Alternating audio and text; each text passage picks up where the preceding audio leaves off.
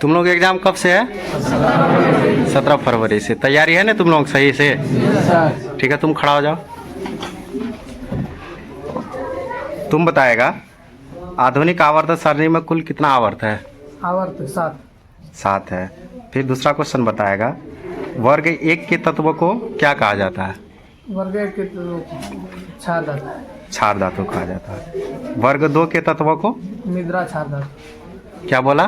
मृदा क्षार धातु। मृदा क्षारीय धातु। चलो ठीक है, अब तुम खड़ा हो जाओ। तुम्हारा नाम क्या है? सैफ। सैफ बताएगा किसी वर्ग में ऊपर से नीचे जाने पर परमाणु का आकार क्या होता है? क्या होता है? परमाणु का आकार बढ़ता है। ठीक है, दूसरा क्वेश्चन लो, सही आंसर। किसी वर्ग में ऊपर से नीचे जाने पर क्या घटता है? विद्युत ऋणात्मकता। विद्युत ऋणात्मकता घटता है, सही आंसर। तुम खड़ा हो जाओ। तुम्हारा नाम क्या है? अब्दुल बारी। अब्दुल बारिक हुआ। अब्दुल बारिक बताएगा हाइड्रोजन गैस को कहाँ रखा गया है? क्षार धातु के साथ। क्षारीय धातु के साथ रखा गया है। ठीक है, तुम खड़ी हो जाओ। तुम्हारा नाम क्या है? नेहा कुमारी।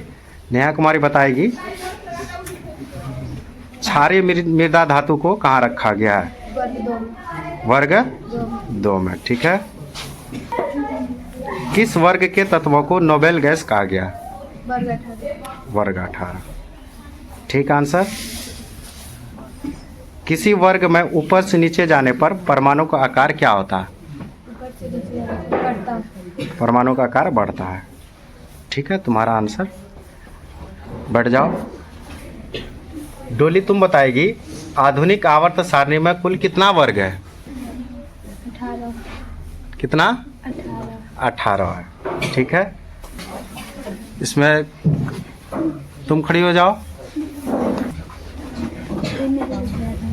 तुम बताएगी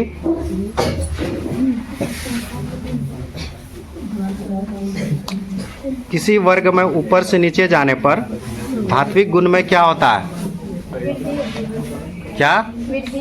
वृद्धि होता है। ठीक है,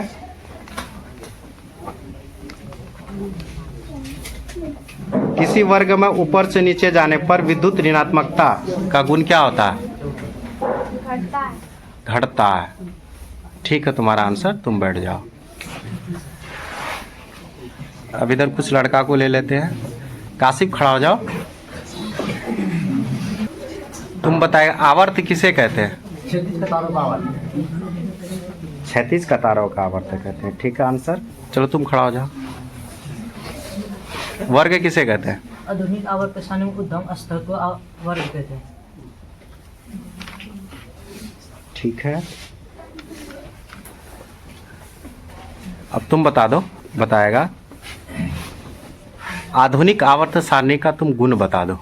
आधुनिक आवर्त सारणी गुण। आधुनिक आवर्त सारणी के दाएं से बाएं जाने पर अधात्विक गुण घटता है। दाएं से ऊपर से नीचे आने पर विद्युत ऋणात्मक गुण घटता है। और समान तत्व के गुण एक वर्ग में रखा गया है। चलो खड़ा हो जाओ तुम।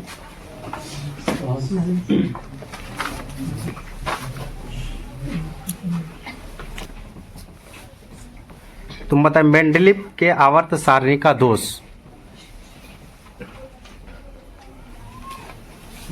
वर्ग 8 में 3 तत्व को एक साथ रखा गया और मेंडलीव के आवर्त सारणी में समस्थानिकों का कोई जगह नहीं है। हाइड्रोजन अधातु है, फिर भी उसे धातु के साथ रखा गया वर्ग 1 में। तुम बताएगा संतुलित रासायनिक समीकरण क्या है?